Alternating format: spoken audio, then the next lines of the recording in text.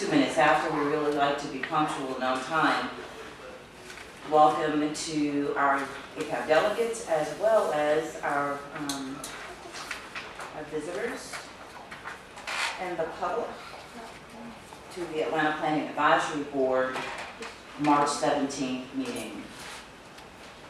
Our meetings are monthly, the third Saturday of every month from 10 a.m. to 12 noon here at the City of Atlanta's City Hall in Committee Room 1. I do have some brief announcements before we get started in housekeeping that I always seem to forget to say, and that is there's no food or drink in the committee room. If you need to do so, then you can do it outside outside of the committee room. Also, for all of the delegates who need to sign in, we have gone back to what we believe is the best logistics for our meetings, and that is that all delegates sign up outside at the table. You'll see your sign that says delegates and alternates sign in. There's a sign-in sheet for you and all the materials for the meeting. And then also for our visitors, there's a sign-in sheet out there as well as materials for you as well.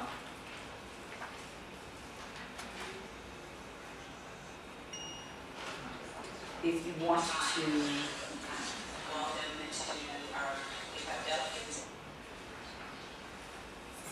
view our meetings via Facebook, we are Facebook Living very, very shortly. We may have already started.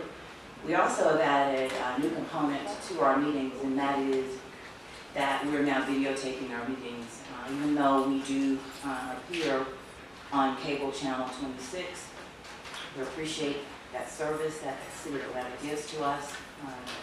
But we also want to add that a component of videotaping, particularly because we have started our YouTube channel and we want to be able to expand our reach. And we believe by adding that component, we'll be able to expand the great work that the Atlanta Planning Advisory Board does for the citizens of Atlanta.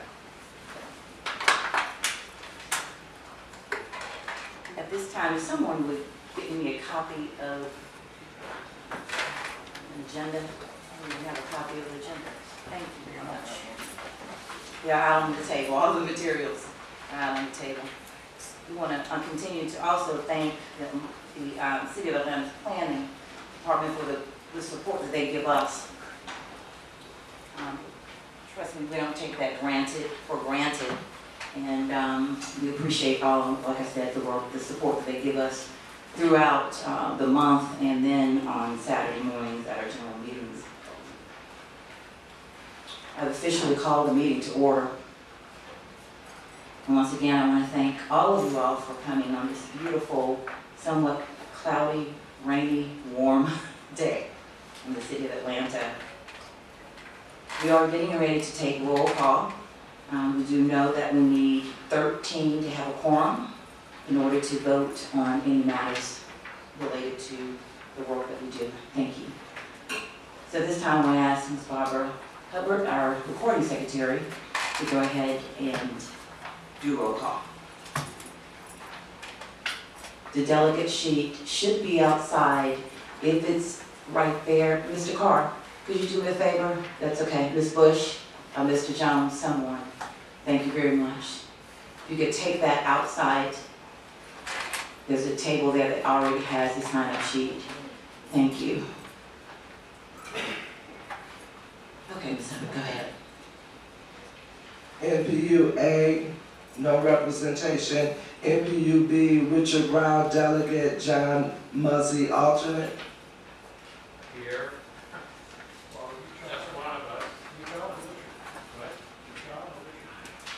C, no representative. Jack Goldberg, no delegate. Alternate is Jack Goldberg. NPUD, Jim Martin, delegate. Michelle Moore, alternate.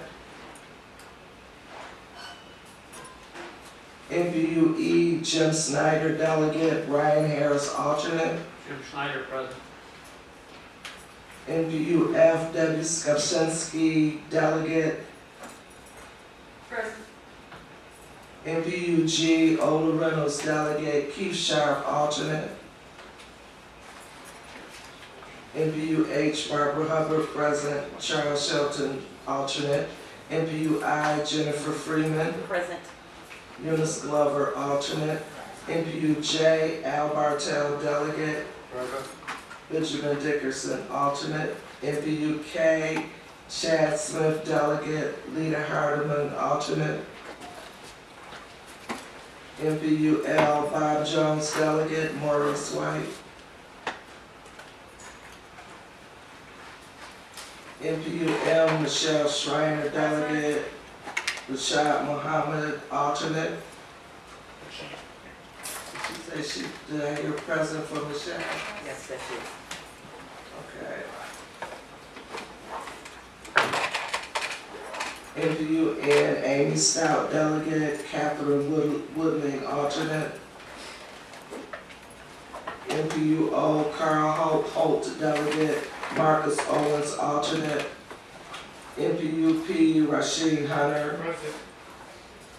Hope Hoffman, alternate. NPU Q, David Getachew Smith, delegate. Eric Toomer, alternate. Present. NPU R, Alfred White, delegate. Harold Hardnett, alternate. NPU S, Chris Brown, delegate. Nick Hess, alternate. Yes. Okay. NPU T, Terry Ross, delegate. Donovan. Alternate. NPU V, Columbus Ward, delegate. Stephanie Flowers, alternate. NPU W, Jack Brunner, delegate. Steve Carr, alternate. NPU X, Michael Hopkins, delegate. Robert Burney, alternate. NPU Y, Dana Scott, delegate. Chris McCord, alternate. NPU Z, Ann Phillips, delegate. Sharita Durrett, alternate. Okay, that concludes the reading of the delegates. Thank you, Ms. Hubbard. If you can go ahead and count for us. Thank you.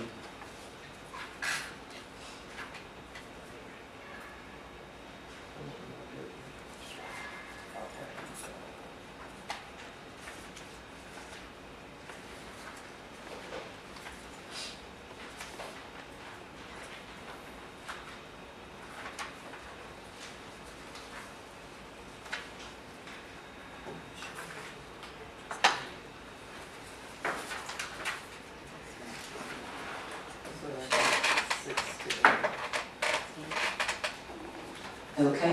Point of order, She's an alternate. point of order, Hold on one moment, Mr. Schneider. because I counted 13. Hold on one moment, sir.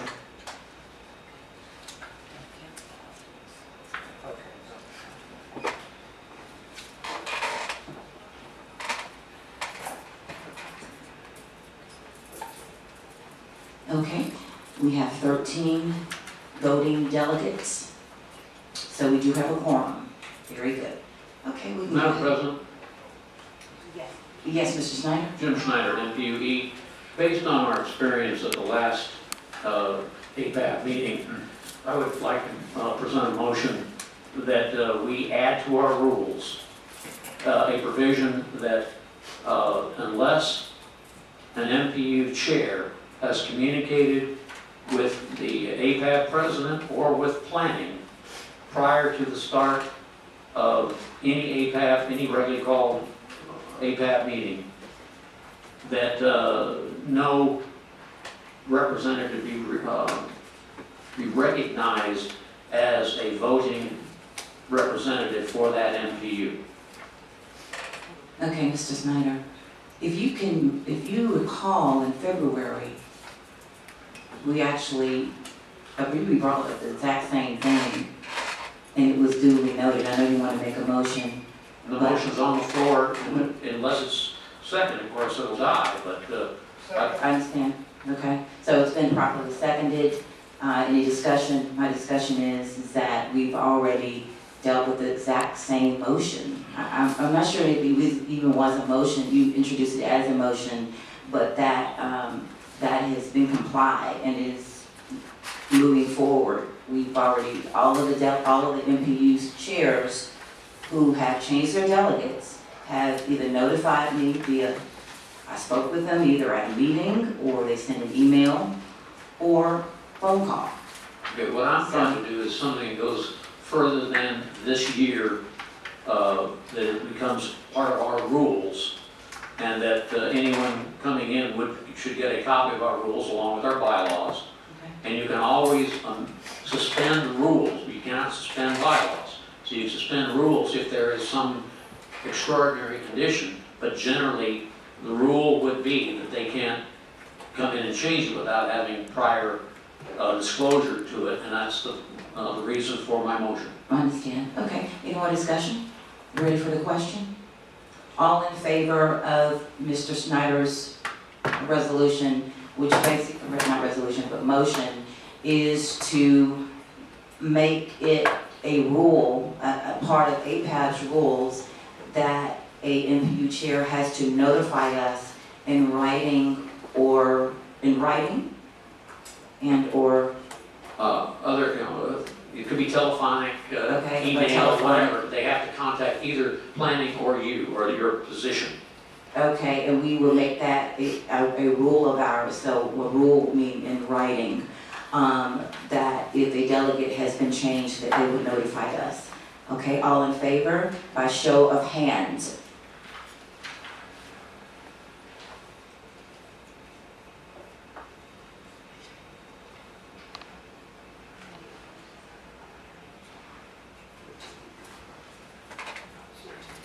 $14. All not in favor?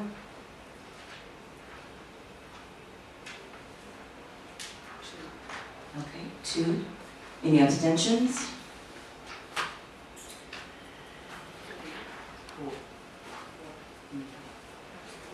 Raise abstention, your hands for those who abstain. 1, 2, 3. Okay, 4. Okay, Mr. Martin, what was your vote? I was opposed. If you had rushed through the comment section, I was going to comment, and I believe the bylaws already takes care of that by requiring that timely notice be given, and gives you the discretion to determine what timely notice is.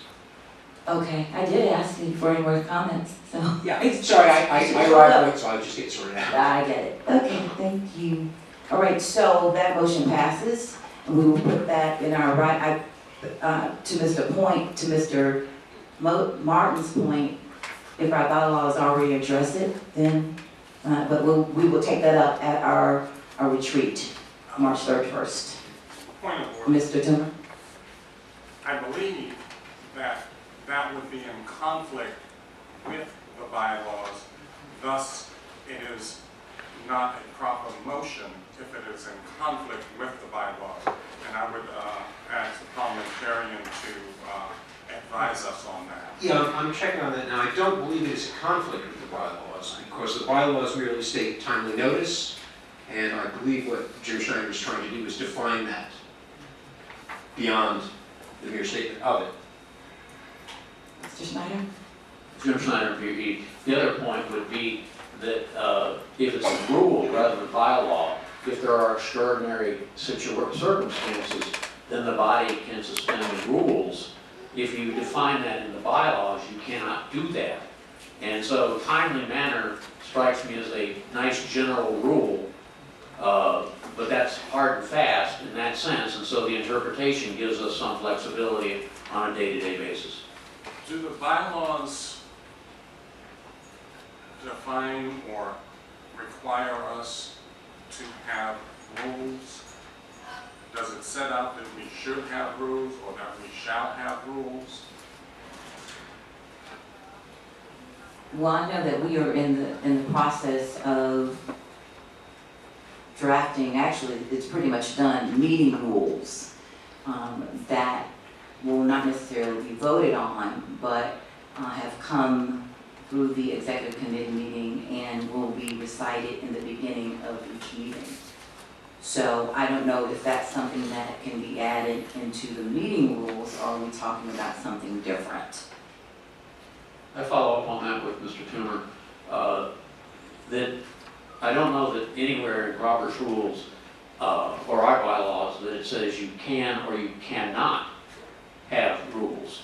And rules, seem to me, are perfectly appropriate if there are things that you might want to suspend from time to time, whereas bylaws you can't. So I would see a perfect reason for having them, and I would never see a reason that it would be prohibited from having rules. And to my knowledge, it's not in Robert's rules one way or the other. Okay, the motion carries, and we will take up other details in our next executive committee meeting, which will be in April. But I will make a note to add it on to our retreat agenda as well. Everyone should have a copy of the February 17th meeting minutes, if you could look through it. Then at the top, you will see that it says unformatted. And unformatted basically means it's not in its regular format. Like we kind of divide it by headers and that type of thing. And so, but I think the most important thing right now is to make sure we don't have any changes to those minutes. And if so, we'll go ahead and make those and let's vote on these to be approved.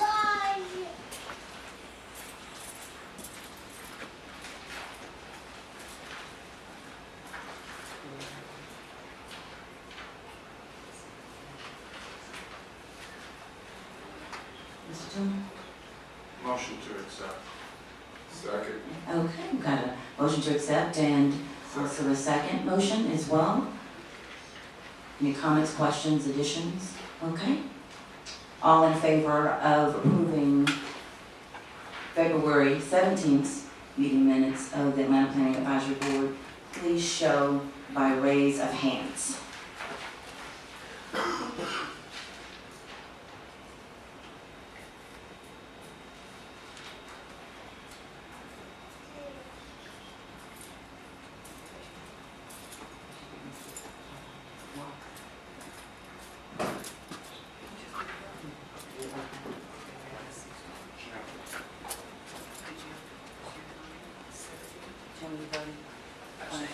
Okay. 16 in favor, all not in favor, show by raise of hands. 1, any abstentions? Mr. Snyder and Mr. Martin, 2. Okay then, We have one, the third, I don't know, their voting member, who is that? the little voice. Oh, I know, I was like, I heard somebody else around, it's a little baby back there. Okay, that motion carries, okay, so our meeting minutes from February have been passed. Okay, well, I should have said this before we approved the agenda, but that's okay because I did not put that it was going to be a voting item, so that's good.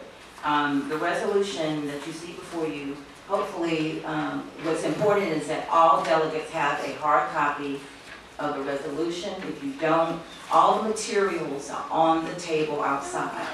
This is a resolution that we spoke about in February's meeting that is called the APAB/NPU Grant Program Budget Resolution. It's for an increase in the budget, in the funding.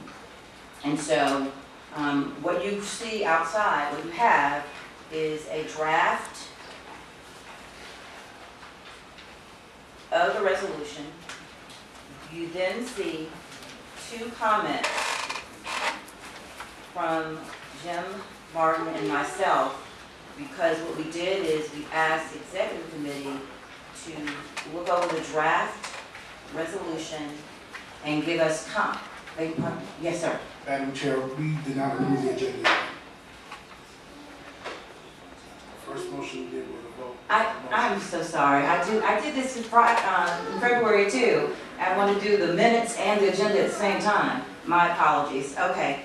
So before we approve the agenda, if you all can make the change, just go ahead and put on the side of resolution, just put FYI. You won't be be voting on this at this meeting. Thank you, Mr. Hunter. Today's agenda show by saying aye. Aye. Any opposed? Any abstentions? Okay. Today's agenda has been approved. All right, so back to resolutions, FYI. What you see before you is a draft. Everybody have a copy, particularly the delegates. That's very important that every delegate and alternate have a copy of the drafted resolution that Ann Phillips, our finance secretary, who's also the finance chair, as well as Terry Ross, who is the chair of the Committee on Council. They have been working diligently on this resolution. We do believe it is very important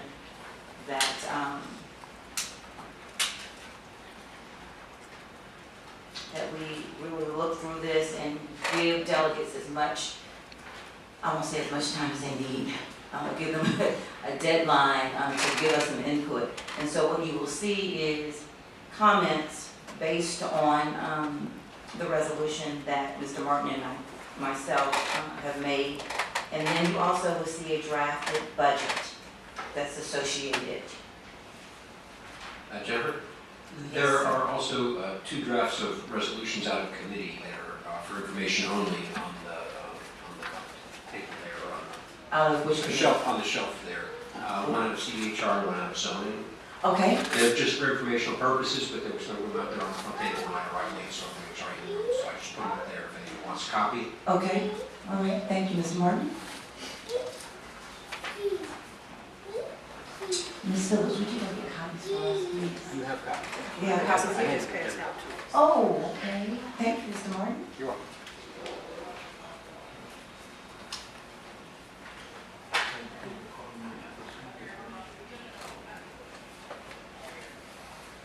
At this time, I'm going to give the floor to Ms. Phillips and Mr. Ross. Excuse me, Mr. Snyder? Yes, before we leave the issue of the resolution, is there, I'm not quite understanding the process. You introduced the resolution. Is it going to a committee of APAB? Is it been tabled until the next meeting? What, you've introduced something, you haven't done anything with it. So in one sense, it's not, you can't just sort of leave it. Something has to happen for an interim, whether it needs to go to a committee of APAB or what, or it needs to be placed on the table, something. Actually, Jim, that pertains to a rule, oddly enough. We have a rule now that resolutions need to go to the executive committee.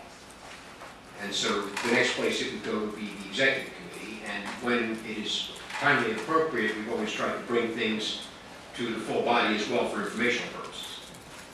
Just saying, and I appreciate your comment, but it should have been stated, is my point. Okay, Mr. Snyder, that's one of the reasons why, if you noticed, I asked that we change on the agenda to it being FYI. Okay, this item was actually introduced initially last month. And so what the committee did, those two committees, they have now put it in the proper format of a resolution. Okay, then I've got a problem with why this wasn't sent out to the membership, because we are in the beginning now of the budget cycle for the city of Atlanta, and we want to get this in. If it's as important as you and I think it should be, putting off for another 30 days doesn't serve our purposes. And so I would almost request that we discuss it now and find out if the body wants to vote it up or down. Mr. That would be Snyder, my okay. suggestion, Hold but on, that's hold on, that's Mr. only one person. Mhm. Thank you. Okay. It will go to the body after this meeting. It will be sent to you. It should have been sent in anticipation of this meeting, like last week. The purpose So we is to could have discuss looked at it. it. The purpose is to discuss it today. We're discussing it today. That's why it's FYI. That's why I changed it on the agenda. Yep. Terry, go ahead. What we did was we drafted a budget in which we basically tripled the annual budget for an APAB MPU. We felt that this was important and necessary as the APAB MPU system is a community engagement arm or extension of the city of Atlanta. Based upon voter turnout, based upon levels of participation at the MPU and APAB, there needs to be improvements that can easily be facilitated with additional monies. So that's why we came up with this proposed budget here and has drafted the resolution. Thank you very much, Ann. And the number that we came up with is $300,400 per year, of which $25,400 would be appropriated to APAB, this body here, and an additional $275,000 would be distributed to the 25 MPUs in equal amounts of approximately $11,096 per MPU.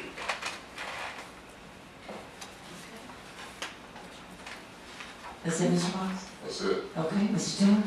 Yes. Just making sure. I would propose two fundamental changes, and that is number one, that the attachment be stated as attachment A and incorporated in the document as attachment A. And therefore, we would have a legal reference to one and the other.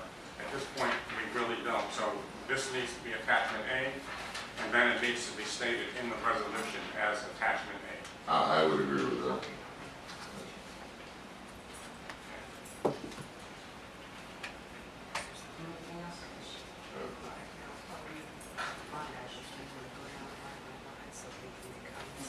Mr. Tiller, are you still thinking?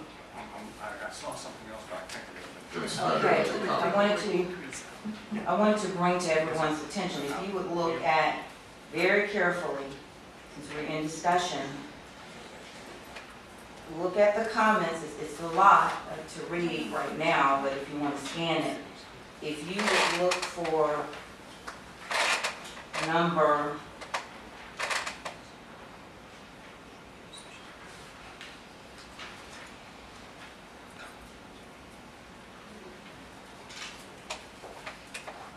look at number 1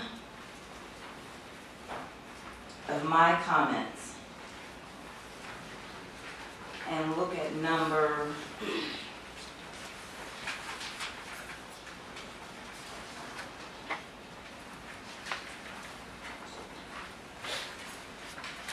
number 2 of Mr. Martin's comments. And basically, what I'm saying is that we need to, instead of itemizing it for marketing materials such as T-shirts, those types of things, that we look at opportunities for advertising on billboards. The Atlanta Citizens Review Board, Mr. Reed is here, and I don't know if you all have seen throughout the city, when you sit on the benches to wait for the bus, they have advertising there. Also on MARTA buses as well. Look for, ask for funding for those types of tools for communications and expanding our reach. And so that's what that piece is. And so I spoke with Ms. Phillips about it, and so we can incorporate that as changing some wording is what we need to do. Even radio announcements, the Atlanta Citizens Review Board, they also have radio announcements as well. So that's something for us to think about. As far as the flags that you see in the neighborhood, identifying the different communities where you go, the pole flags, and even your flags for your yard, that could give a visibility to the Atlanta Planning Advisory Board and neighborhood planning units. Also, another addition that we wanted to add on has to do with, we have neighborhood associations that have reached out to me during the Neighborhood Matters Awards asking if they can participate. And so expanding an invitation to the neighborhood associations to be a part of the honorary process for the Neighborhood Matters Awards would be good. And then, other than that, this whole thing about parking passes and MARTA passes, because one thing about it is that people not only park, but they also ride MARTA. Case in point, Mr. Martin, although I think he cycles, I believe, most of the time to our meetings. But what we're thinking is that it may be, we can have two options, but it may be more doable for the city to do a stipend. Now, the Atlanta City Citizens Review Board, they did get theirs approved. They, and Mr. Reed can speak to this, they did ask for a stipend, and I believe it was approved. And that way, you could sign up for, the delegates could sign up to be a city vendor to receive a check. I don't know if that's the process by which, correct, Mr. Reed? And you could use the $25 a month for parking, or whatever you'd like to use it for. So that may be, I think, more streamlined as opposed to having to go directly to the parking vendor, because that's what we have to do, and then see what they could do about providing us passes or us paying for parking at a reduced rate. The same with MARTA, we have to go directly to MARTA as well. So we can keep both of the options in, but I do believe that the stipend may be more doable. Now, someone mentioned about, well, that defeats this being a volunteer organization. Yes, we are volunteers, but volunteers usually don't have to come out of their pocket monetarily for anything, regardless to whether it's $1 or $2. And so, when you all drove down, if you drove down here or if you took MARTA, you paid at least $4. So we kind of have to keep that in mind as well. Ms. Phillips? As far as the parking line item is concerned, when you review the budget, if you agree that perhaps we should take the parking out and just go with the stipend, what we'll do is set the stipend based upon $20 a month per delegate and alternate. But if we take the parking out, then we'll increase the stipend to $25 per delegate and alternate per month. So as you review this and we get your vote on this, please let us know what your thinking is about those two line items. You have a comment over here? Mr. Schneider? And again, Jim Schneider, MPUD. A couple things on the resolution itself. Instead of going to city council, because that normally goes to the clerk, and we've talked about this before, that they don't do anything with it. So therefore, I would suggest that the resolution on the now therefore section, that it be submitted to the mayor and to each of the individual council members, and in particular, I believe, finance, which is where this would go, so that they might consider it differently than the normal process, and it gets filed. We're not changing the intent of it, but we're talking about what the execution, in my opinion, needs to be based on what we've learned in the past. Okay, Mr. Schneider, thank you so much. Those of you that attended the planning leadership training, remember that Mr. Ross made this suggestion, and of course, planning gave us a little bit of direction as to how to go about doing this. The plan at this point is, once this package has been approved by APAB, we will give individually a copy to each council member. And we're asking each alternate and delegate to lobby your council member. Those of you that attended the training, remember that there are 3, what do you call them, at-large members, and then each of you has at least 2 council members in your district. Some of you have as many as 3 or 4. Lobby your council members. We'll make you as many copies of this as you need once we voted on it and approved it, but we need your help. this package is not going to be handled, quote unquote, business as usual. This is going to be a pavement kind of thing where you're going to see me and probably Terry together down here at City Hall lobbying our council members. Yes, Mr. Snyder, the mayor will get a copy. The chair of the finance committee will get a copy. And as again,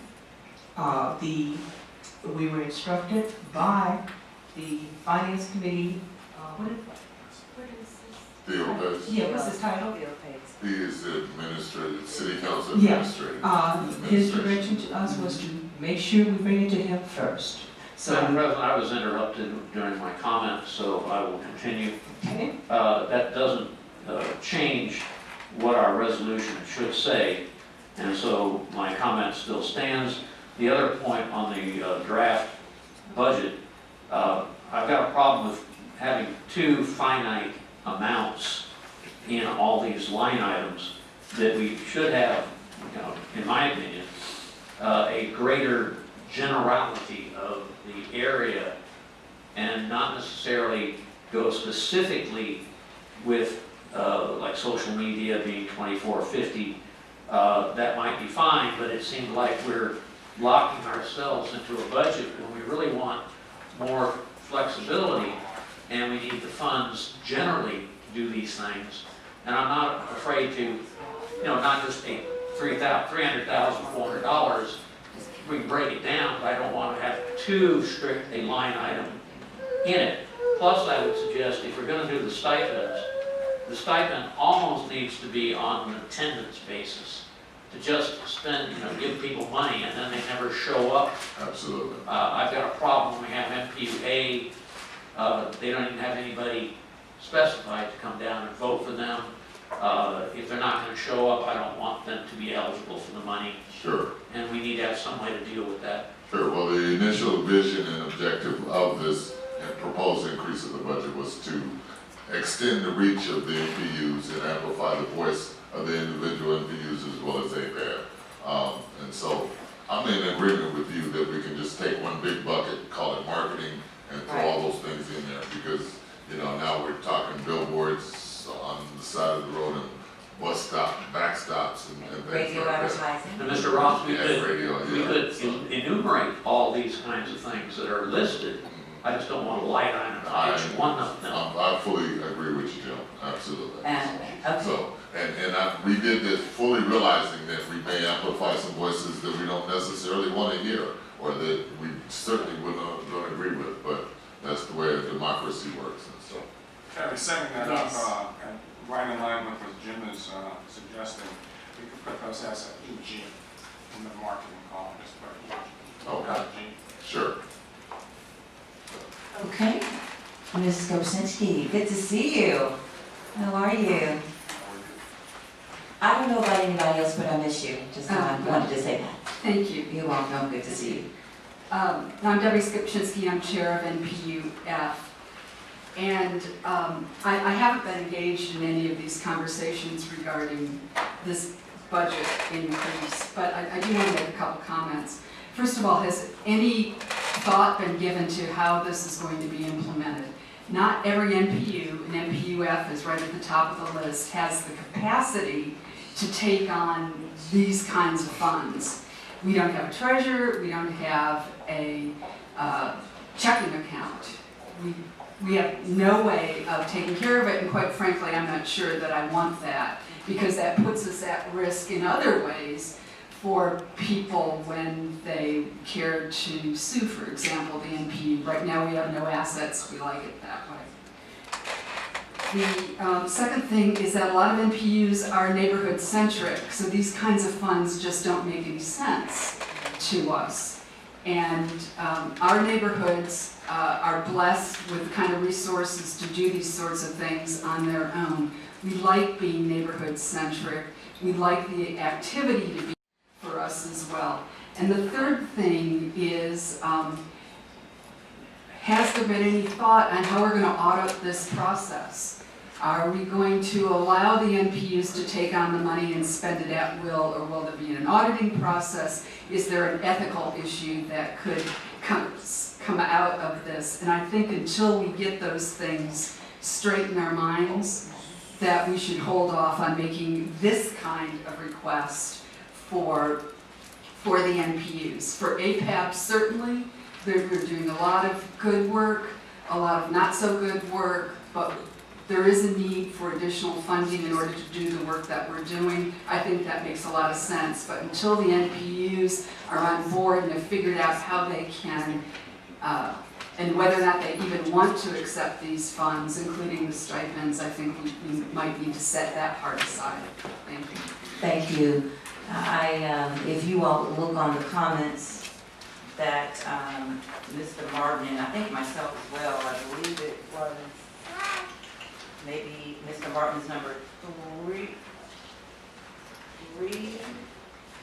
addresses this, as well as number 3, as well, what Ms. Kopsinski said, and that duly noted, because I remember when the idea came up, I was concerned about it appearing as though we are trying to, I don't want to say dictate, but that we're actually getting in the affairs of the neighborhood planning units. And we do address it in our comments where that there are NPUs that don't have checking accounts. They take up donations and they use third-party organizations such as nonprofits to act as surrogates. So I agree, and I think that we're in discussion, and so I think that may be more doable to hone this back into the Atlanta Planning Advisory Board. But as far as how to implement it, as far as it will be audited and the ethical issues that may come along with it, we definitely need to ask those questions of our support mechanism, which is planning. They can help us with researching that, unless Ms. Phillips, perhaps you want to address those issues. Being able to request the 4,000, essentially you'll be able to request whatever this amount is, 11,000. And you still will have to go through that grant process. Now, it might mean that we have to get with planning to add another line item in there, but right now it's that money goes for physical enhancements, education and training, and basically this is going to be the same thing. What Mr. Ross, I think, was proposing when he made the original proposal was that the $4,000 is just not enough for the NPUs to do the stuff that they need to do every year.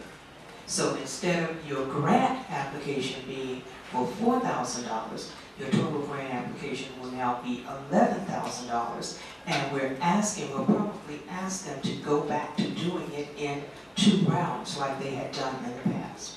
So no cash money comes to anybody. It will still be a part of your grant application. Okay. If that's the case, then we could probably, which I'm so glad you reminded me of that. I knew that, I just didn't remember it. When you have the grant application, it has a different criteria. Make sure that criteria lines up with the description of this budget. That probably would be best. If the stipend part of this is approved, then we'll have to ask planning to add the stipends as a line item in those categories. And we'll have to work out all the details with them. Essentially, instead of your grant money going to another vendor as it relates to stipends, it will go to the alternates and delegates. And we'll have to get all of them registered, of course, as city vendors in order to do that. But that's a simple process.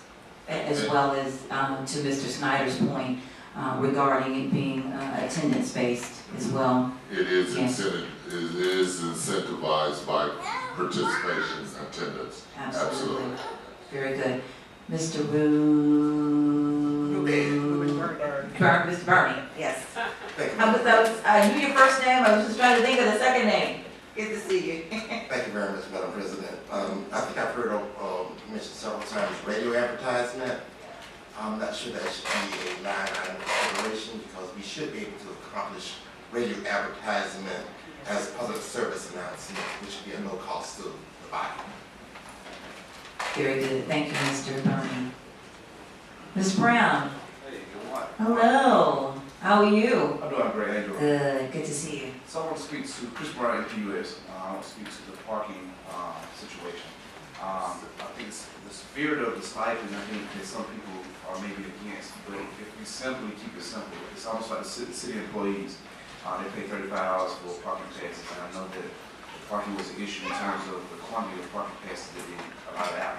So it's a simple way to do it. Either we can accommodate the Saturday parking pass on a specialized matter, or we can make a line item for the EPUs for the delegates. So you could do a $35 increase per month, which will also encourage participation of city business to the EPUs. So therefore, the parking pass for all the EPUs, for the delegates at least. And so I don't know how far you want to extend it to the alternates in terms of the monetary piece of it, but it's just something to consider that if all the EPUs have a pass, especially for APAP, and possibly maybe if we want to further the conversation that the APAP representative or is just for the EPU itself. That's just a conversation that you have, but that'll be a simple piece. It's only $35 a month, and they actually can go through the city. We should have the vendors do that by being an extension of the city.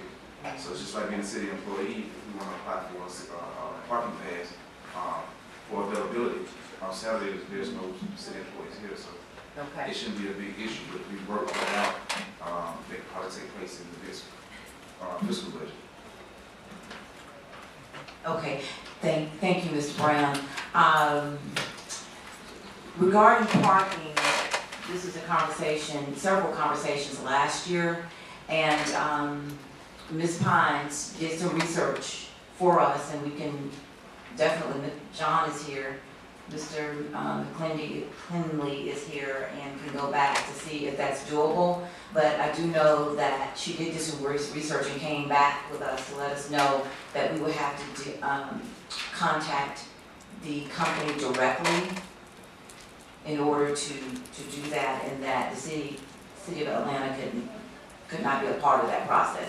That's my understanding, okay? But we can have, you want to, John, put it on your to-do list, or you want to clarify now, or you may know the answer right now. Yeah, so city employees ourselves, we actually go through the vendor. We have OEAM, Office of Enterprise Asset Management, that handles that. It still takes that process, but we go through the vendor as well. And it varies, so one parking day is 35, the next parking day is like 60 numbers. So it varies on the parking day, but we still go through the vendors. Right, so understanding that we already went through the vendor and we already have an established relationship for that, so you have to see you go through OEAM, which is the city department. So whether we went through OEAM or Department of Planning, they're still the representatives of the governing body that represents us. So it's kind of like the same process in my eyes, and how I see it. It's like you're going through the vendor, but you know what I mean, you're going through OEAM. I think the difference is that the funds that the employees are paying are their funds and not city funds. So that's why I said that you take the line item and you increase it into the NPU. So therefore, it's automatically drafted out for the year. Okay. And so you have the passes, so that means you never had to touch anything individual, you never had to touch anything, participation. You won't worry about who came, who didn't come, it's already allotted for that time. And the simple resolution could be just Saturday. But that's on the vendor, between the vendor and the city. But we just kind of say to keep it simple. No individual will have to touch any money. No individual has to talk about getting money and reimbursement or who didn't come. It just eliminates that whole conversation to say something simple that we just come down here and park on. Here's a parking pass for when you come down here, or you validate parking when you check in. You have validated parking. I think it's a simple piece. All right, thank you, Mr. Brown. Mr. Snyder? Jim Snyder, MPUE again. One main observation, there are several boards and commissions, at least the boards, the zoning review board and the board of zoning adjustment get paid something like $75 a month. So there's certainly a precedent if in fact we are asking the city council and whatever to classify us in that same category. That's a possibility. Whether they do it is obviously up to them, but there is no problem with that, in my opinion, if they wanted to do so. Do. Thank you. Thank you, sir. Mr. Rao? Actually, that was my point. Okay. And Moving on to the next what I one. want to say again was, this stipend thing and this parking thing mixed into these other, I think, operational costs that NPUs to varying degrees might be shouldering. Some are more affluent than others. I think putting that in there kind of muddles the argument about increasing the grant or making more funds available on an optional basis for people for NPUs who might want to up their grant for these things. They do have to go through the process of asking for it. Some people just think it's not worth it. And I completely, support that, initiative on your part to go argue for that, and I would vote for that. The stipend thing, the parking thing, it's complicated because we're not the only board or the only, organization that has volunteers, and if what's to keep, everybody from asking for $20 a month so they can come down here and serve as a volunteer. I think that has to be sorted out.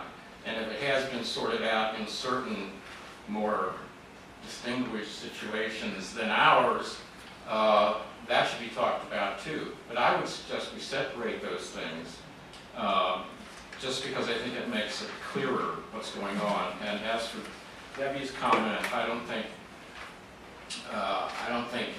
she understood that what you were doing, that every service, every expense, anything that comes out of this is basically going to be provided by a vendor and paid for by the city, and there will never be any money handled by the NPU.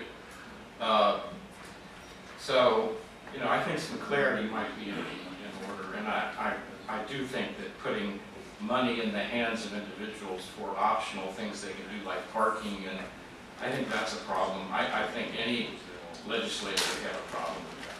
Right, thank you. On the budget, we have it on the agenda where it says that this is grant program increase, but we can add it onto the top line. That would be good. And we have to move on. We need to go into our guest speaker session. Do we have one more comment, Mr. Rashid? Thank you, Madam President. Just a few things. So just to be sure, so this is really just extending the amount of money available to the grant program, and these categories are just kind of suggestions. We're still operating under the guide rails that are currently out there with the current grant program. That's correct. All right. Okay. All right. I appreciate this. I appreciate what's trying to happen here. So don't take what I'm about to say as me not appreciating it. I just always want to sound caution when it comes to making NPUs too dependent on city funding, just because if APAB is doing the work that, or there's certain things that APAB can do that can put us at odds with the city council, and therefore there could be the possibility of political reprisal if we become too connected operationally to these funds. It's just a possibility, and I think that focusing on increasing human capital around fundraising at the NPU level so that we can get our own money is something that there's some value in pushing. Thank you. I think that's wonderful, Mr. Muhammad, and I'm going to probably ask you to add that up. I totally believe in fundraising. I'm a professional fundraiser, and I agree with you 100%. You can help us develop that program. May I respond to that? Yes, Mr. Ross. One of the things that we came up with is that one of the reasons that the NPUs are underfunded and have been underfunded for so very long is so that the elected officials would not be held accountable, because it, of course, decreases our capacity to hold those individuals accountable. And so with that in mind, that's one of the things we were thinking is the need to increase the budget, amplify our voices, and bring the collective together, working together. And so, of course, the elected officials are going to feel it, and there's going to be some back and forth in terms of political retaliation and that kind of things. But we see that now, and we don't have them dying, so. Fair enough. Okay, this time we're going to move along in our agenda. I want to make it, wait a moment.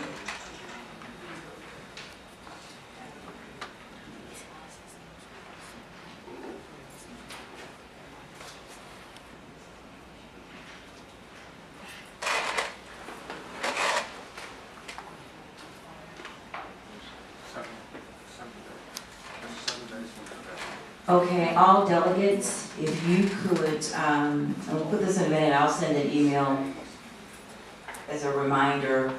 in 7 days, we need to get as much input regarding the resolution. So 7 days from now, let's just say, by Friday the 23rd.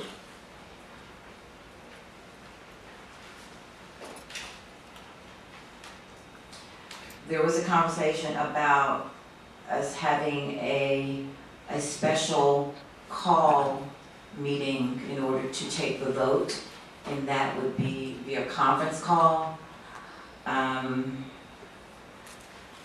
After the meeting, the discussion right now, I'm feeling a little hesitant, thank you, about doing that. So, if you all can give us your input by the 27th, and then we'll we'll make the changes. So, I'm sorry, the 23rd, Friday, March 23rd. We'll make all the changes, compile all the input, and then send a revised resolution. I like the idea that Mr. Rao mentioned about taking the stipend out, making it, Mr. Rao, are you recommending that we make it as a separate resolution? Sure, why not? Okay, so there'll be 2 resolutions. One that will be increased funding for the APAT MPU grant program, and then one for recommendations for a stipend.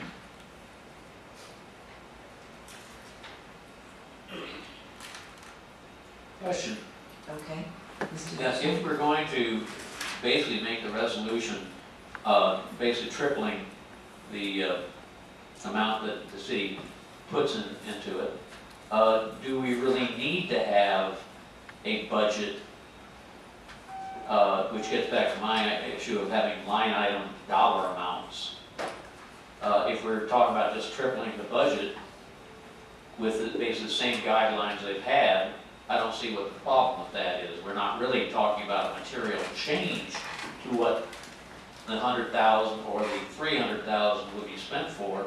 We're certainly not changing the process, and if we're eliminating the stipends and parking issues at this point, then we're just really asking for a tripling of the budget because of inflation and because of need.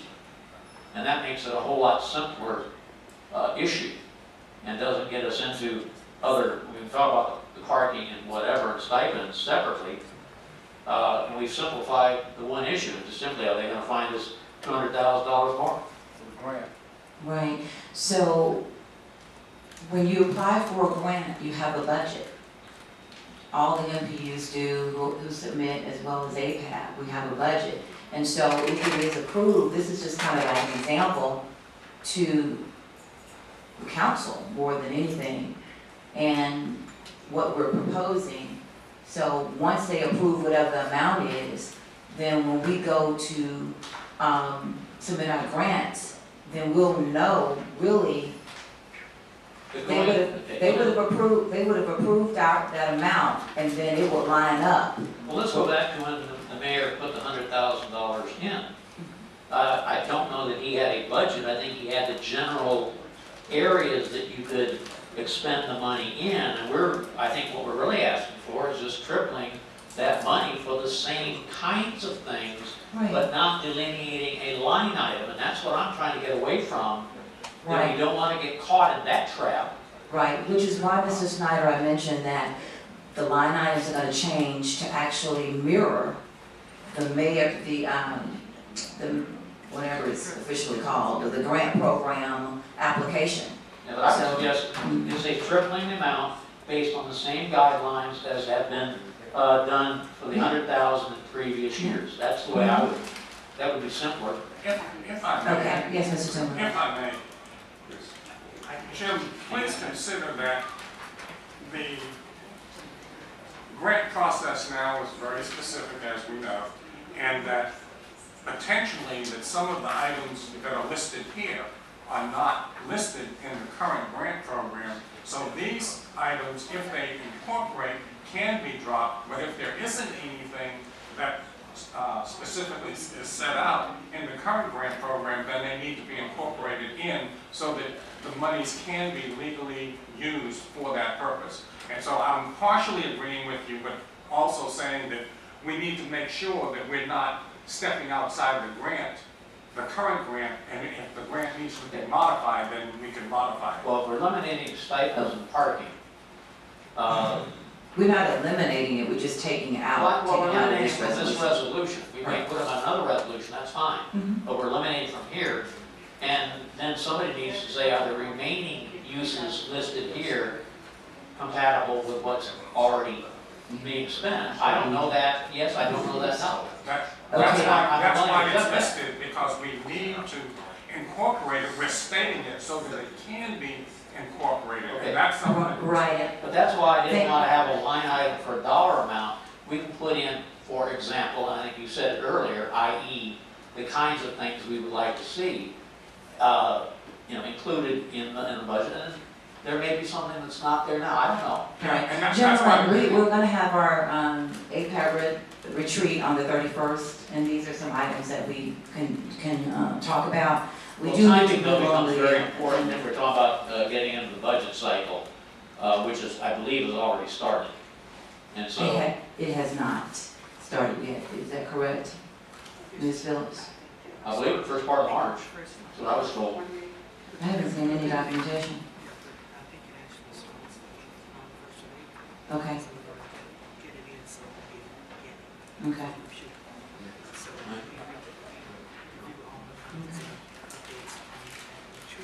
Okay. All right. So once again, you have 7 days. Any comments that you didn't make in this meeting, you can do it via email, or you can call Ms. Phillips or Mr. Ross with those comments, because we need to move on along the agenda. We do have special guests who've been waiting for a presentation. Thank you very much.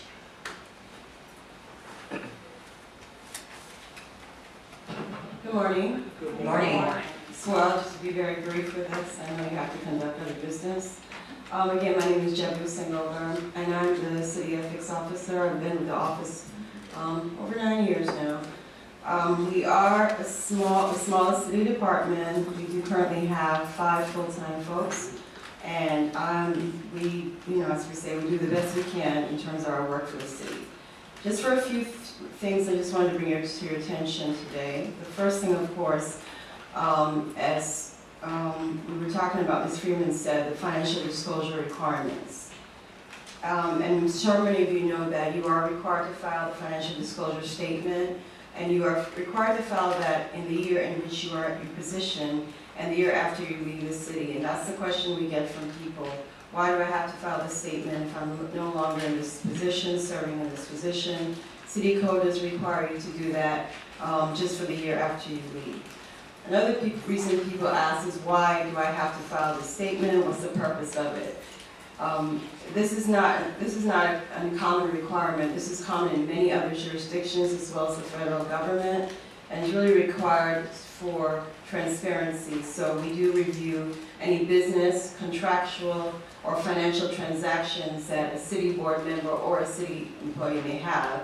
And really the underlying purpose is to make sure that folks do not have any potential conflicts of interest. And by conflicts of interest, any outside business interests or personal interests that may interfere how they serve as a city employee or serve as a city official or board member. Now, the information is required if you have any outside income over $5,000, real estate interests, any business transactions with the city, or if you have any family members that have transactions with the city. We do not require any personal sensitive information. We do not ask for any of that, like driver's license or social security. We do not ask for any of that information. And so even though we do have a public interfacing where the public can go on there, for example, I want to know what I filed in my statement, for example, the public cannot see personal information, identifying information like address or phone number, and it's very important that we tell people that. Again, as Ms. Freeman indicated, the filing period is going on now. The deadline is April 2nd. We do have a few people outside. Unfortunately, they won't be here much longer, but if you need any assistance, they will be out there. And you should have received notices for those of you who are required to file. Another thing I want to point out that as of this past year, 2017, going into 2018, we are now actually auditing disclosure statements. We did not have the staff or resource to do that in the past. So we're actually going back and looking to see what people are putting on the statements. Are they putting accurate information? Is this requiring further research? So we are actively, since we do have, I have a staff person that's been tasked with that. Because again, one of the questions people ask is why you're doing that. So there is a method to all of that. All right, a few other things I just wanted to point out in terms of our code. A lot of people don't understand, and in the interest of time, this is not a full ethics session, just a few pointers. Our code primarily covers conflicts of interest, whether people can accept certain gifts and gratuities, as well as preventing misuse of city property. We do not cover, I tell folks, we do not cover specific or govern processes or procedures. For example, your board, we do not have jurisdiction of that. So for example, if we get a complaint about processes and procedures, that is not under the Board of Ethics jurisdiction. The Board of Ethics only has jurisdiction over any issues related under the Code of Ethics. Now, again, we also say that we make sure that there may be times where if there is an ethical question raised, we may have to do further research. So there's not always like a black line, a clear answer, because we do have to look at interpretation of the code and what may or may not apply. So really, our code provides minimum guidelines, but we have so many opinions on our website. A lot of people are not even aware of our website. We have the website, and it's atlantaethics.org. And there's so much information of all our operations and any information you need.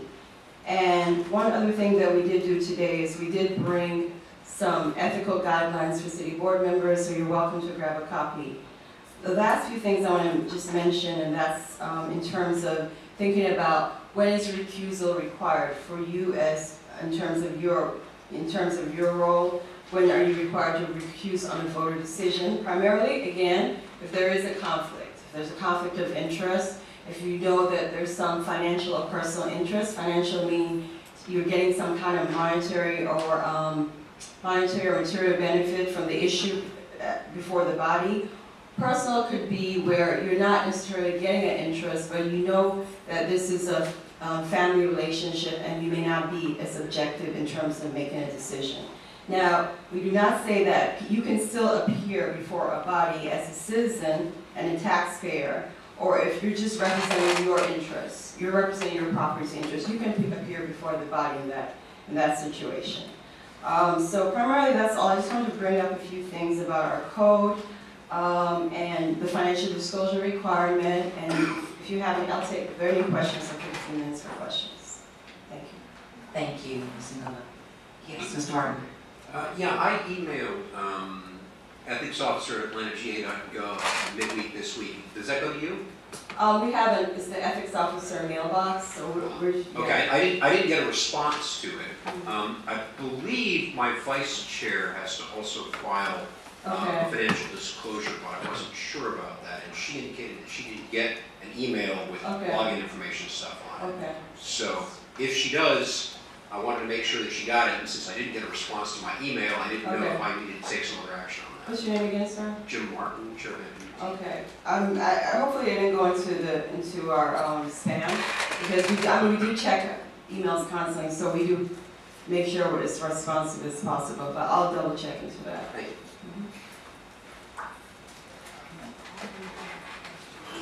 Okay. Thank you. You're welcome. Thank you. There seems to be some more, maybe some comments for you, Ms. Singover. Ken Howard, Public Engagement Advocate, my new title. I would like to have an update, have APAP updated about the request that the Committee on Council made of the Ethics Board in regards to the I'm going to say strength or comparative, I'm going to say worth of this ethics code in comparison to ethics codes elsewhere. And I don't think any of us know that they have been given that task, so maybe this will be edifying.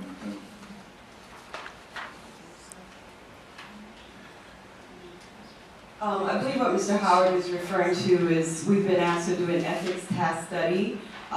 Just given the current time and we're all aware of it, the task study is to focus on city vendors, entities or businesses, vendors, contractors who may be doing business with the city, and what can be done to strengthen our code in regards to the relationships with these entities. So that's the research he's referring to. It's not due yet, we're still working on it, and it won't be ready for the next couple of months. Thank you, Mr. Hunter.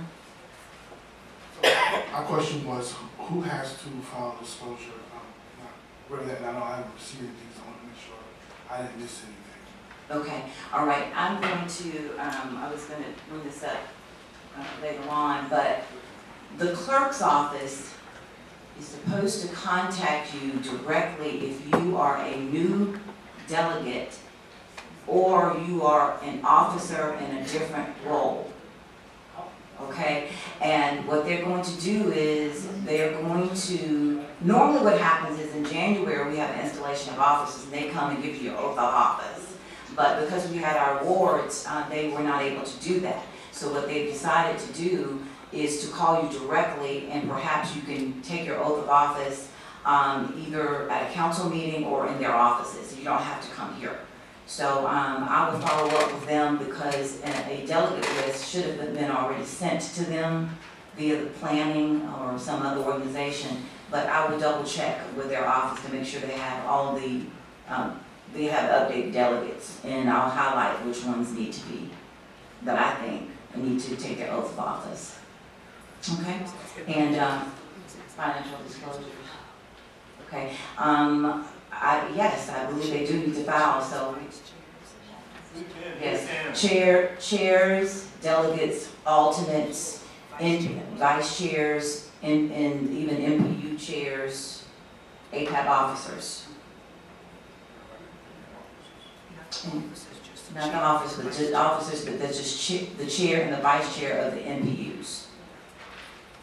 So if you are a new chair or vice chair, you should be receiving a statement from the ethics office. We probably need to coordinate that, Ms. Nkoba, with John, as well as myself, and make sure that no one is missed.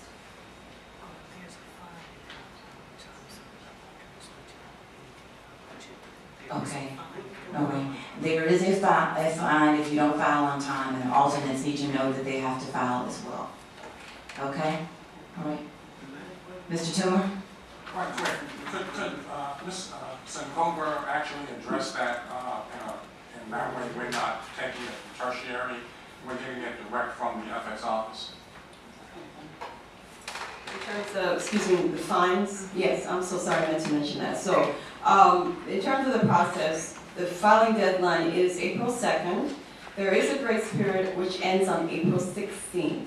After the grace period, we do start based on the code, fines will be assessed in the amount of $50 every 2 weeks.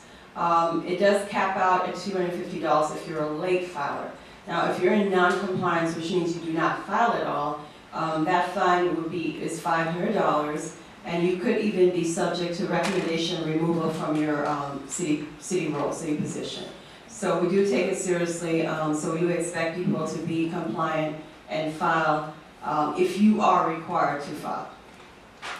And if you're a new person and you do not know whether you're required to file, you need to check with our office, because sometimes we're not even aware that somebody's been appointed to a role. Just for clarification, could you specifically state how you get the role of people that need to file, where it comes from, give us the lineage of that process? Okay. And also, if a person was not notified, are they still subject to that same filing process?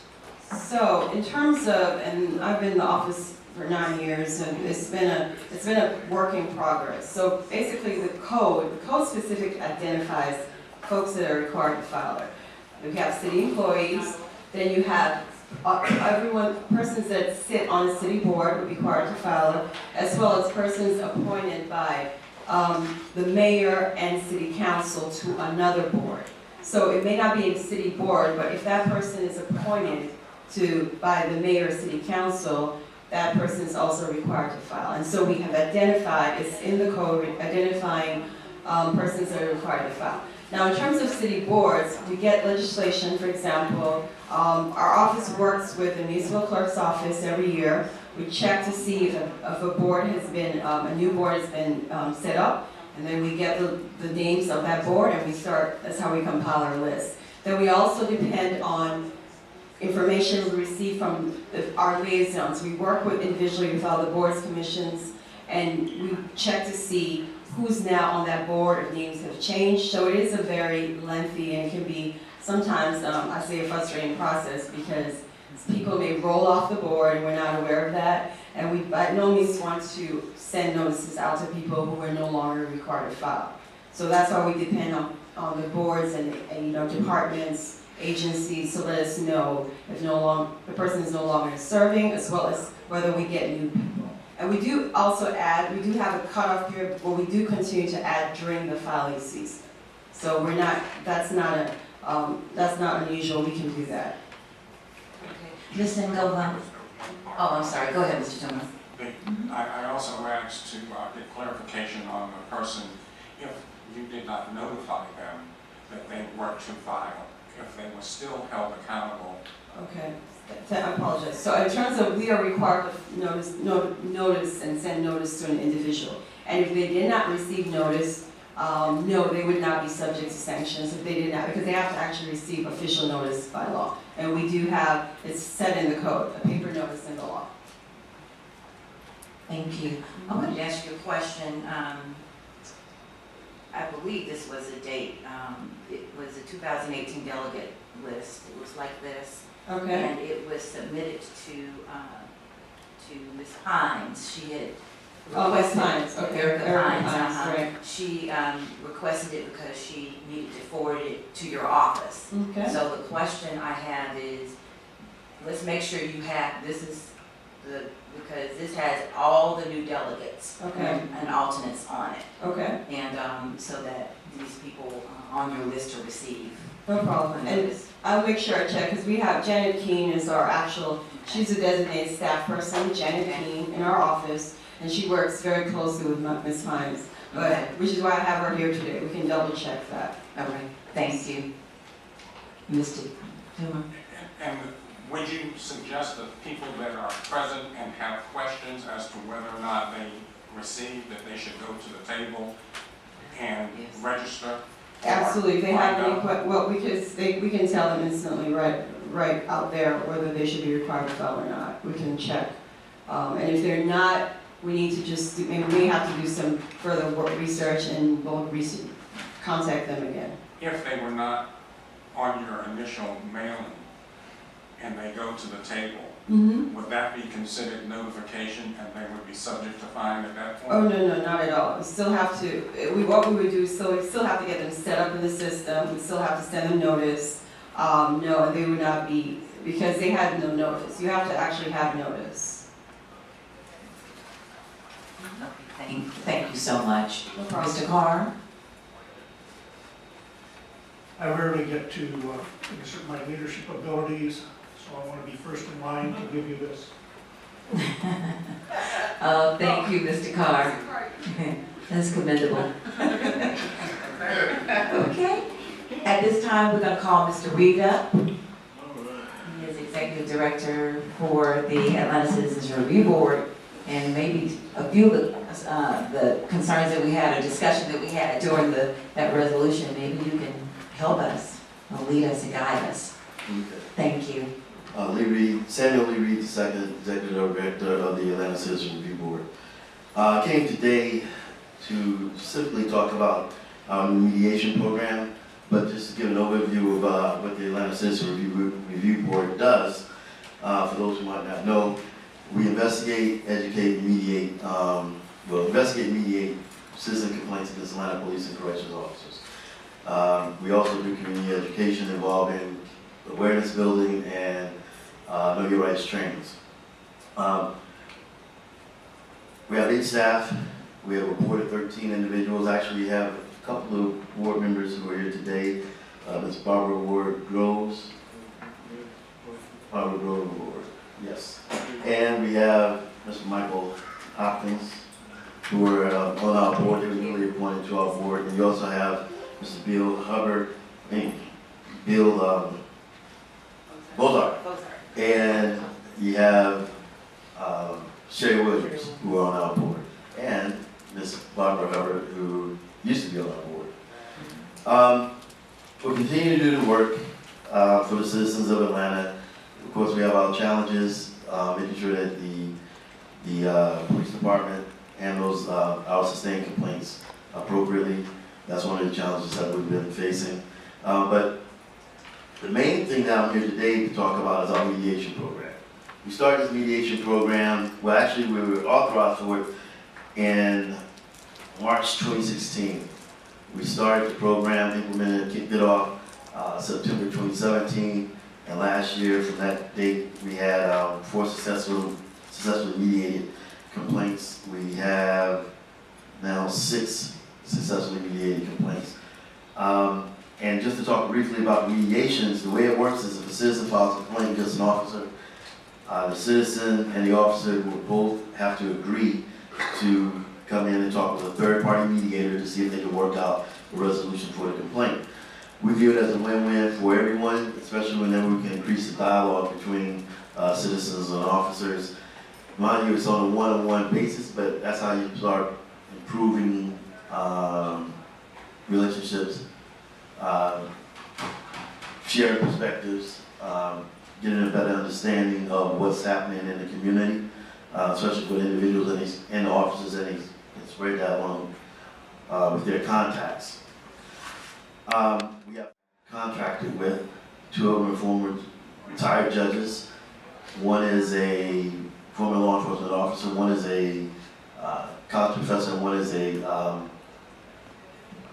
with the Fulton County courts as a mediator. So we're coming along, we're encouraging any people, if they have any concerns, to contact the agency. It's not necessarily always about a complaint, sometimes it's just a question. And that's what we're here for, to answer those questions and to deal with complaints when individuals have them. We also have our Know Your Rights training that I mentioned earlier. We love going out before people, telling people about what we do, and also educating them on their rights. So we want people to just express those concerns and find out what the law enforcement officers can and can't do, and if you have a problem, let us know about it. I want to thank some of the MPUs that we appeared before over the past several months to actually talk to them about the mediation program. We've gone maybe before 10 or 12 different MPUs to talk to at the MPU meetings about the mediation program, so I appreciate that. Just want to go on record.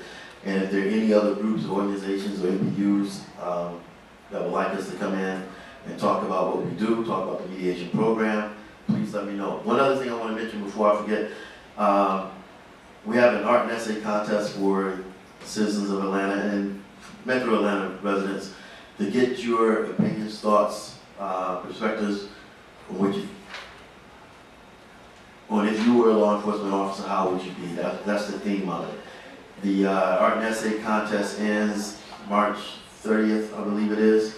So if you know anyone who likes to write or likes doing art and they want to do a work on our theme, please have them do so. Our contact information is acrbgov.org. That's our website.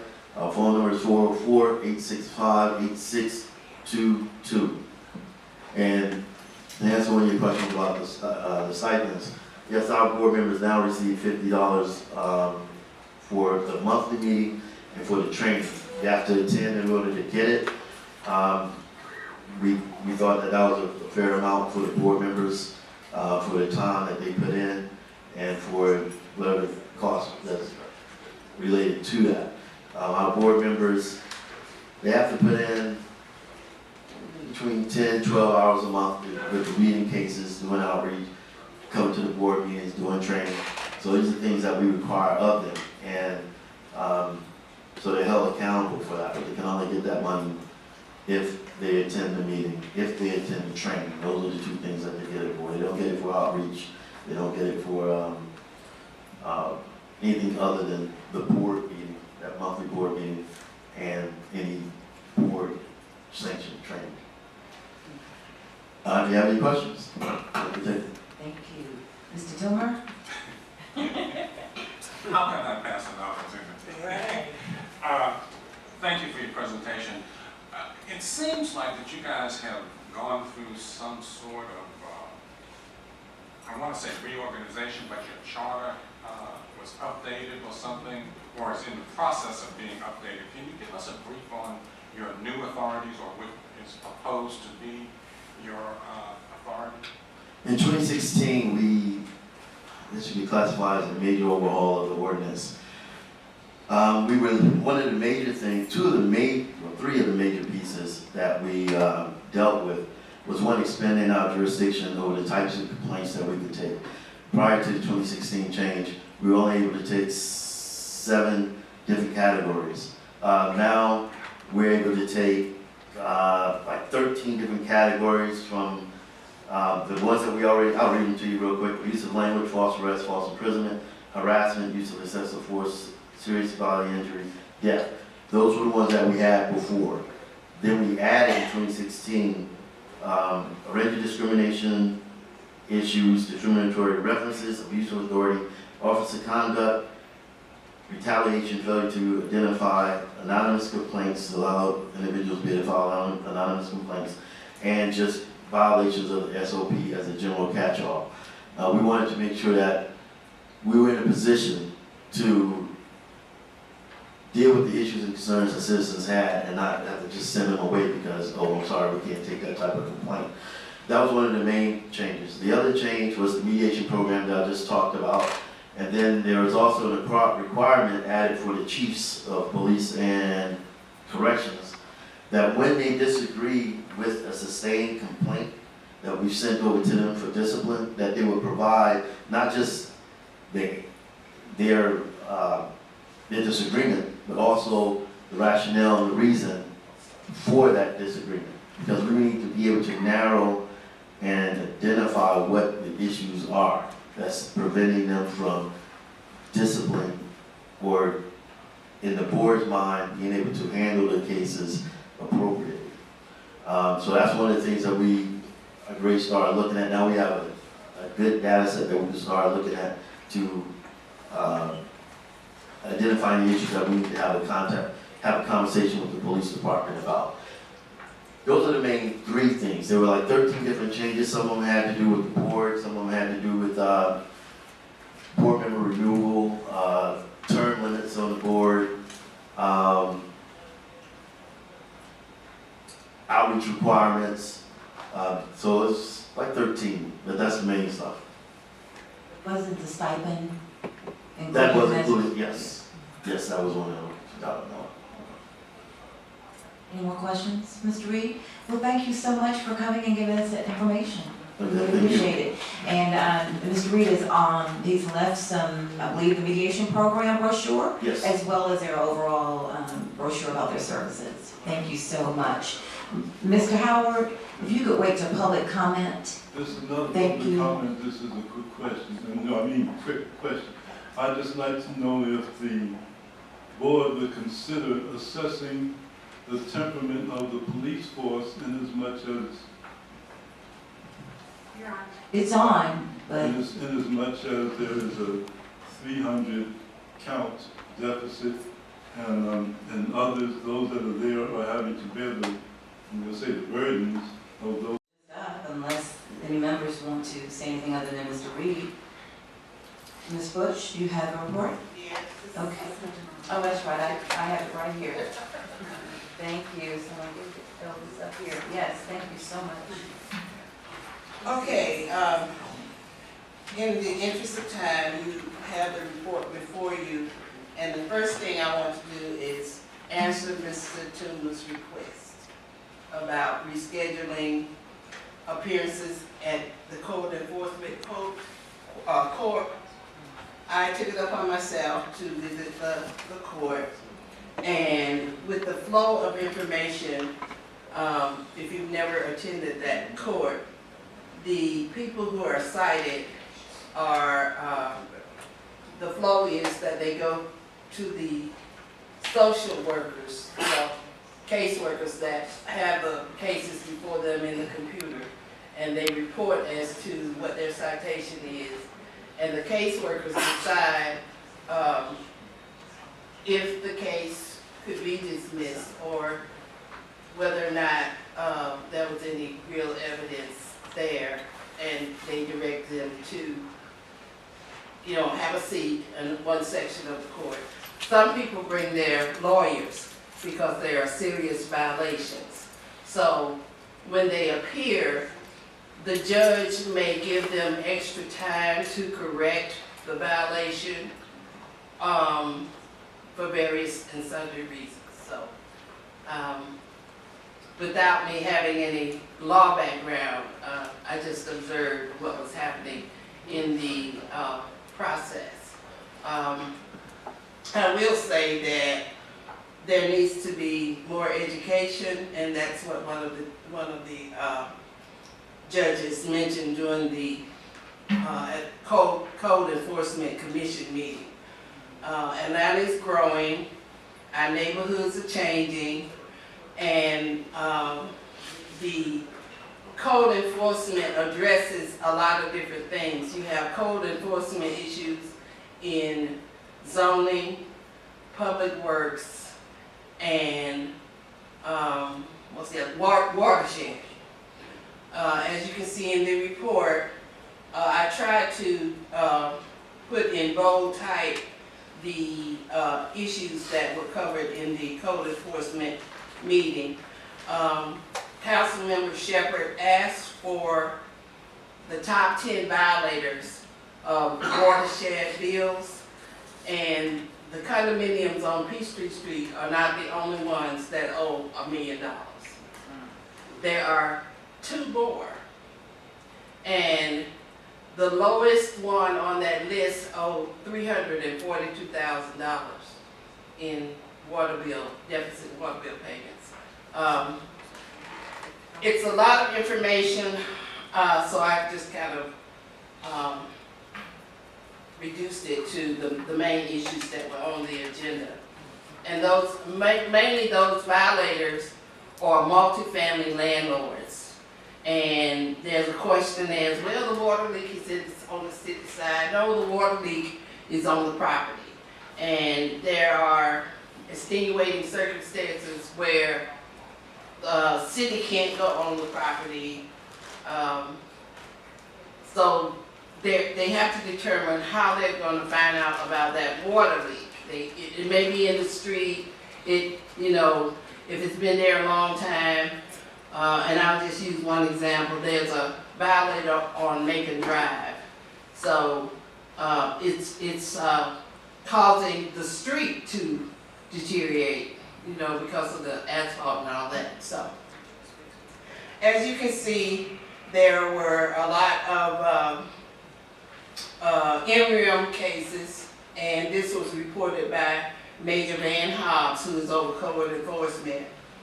There was an update from Watershed, which I just mentioned. Landlords of multifamily housing, responsible parties for repairing the water leak. They have to determine if the city or the owner.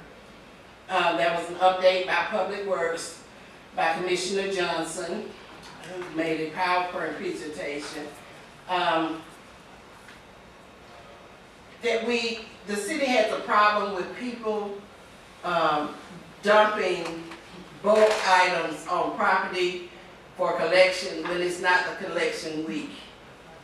And this is a big problem because the landlords, and when they evict someone, they just put the property, just dump it out on the property. And So that situation was addressed as to how to eliminate the dumping all over the city when people are evicted, because, you know, they just put it out on the property, it stays there, and there were conversations about, well, you know, they need to get a dumpster or whatever. Well, the landlord doesn't want to spend the money.